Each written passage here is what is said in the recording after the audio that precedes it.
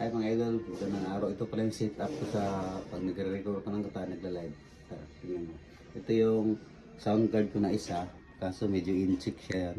Chinese niya kasulat, ititimpla ko pa to. Ito yung mga saksakan niya. At saka ito yung ano ko, microphone. Ito. JBL microphone. Ito yung mic stand niya. Lagay ng cellphone. Ito yung mga cord niya. Kasi sa akin, pang iPhone, di ba? Saka ito yung reverb. Reverb. Pag mag-record kayo, adjust niyo yan. Monitor. Pag nag-edit kayo, mas ang hinaan, lakasan. Yun. Company, pag galing ibang cellphone, saksak dyan sa auxiliary. Pasok dito sa sound card, pwede. May bass din siya.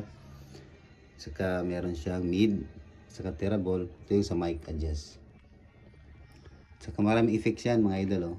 Gusto nyong lagyan ng ibang effects. Yan, marami yan. At saka yung ano ko, electric guitar, medyo matagal na sa akin, ang years ito. Pero gumagana pa rin siya.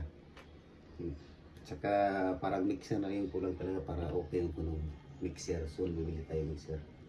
Ito rin setup ko mga idol. Simple lang, simple lang. Yun lang.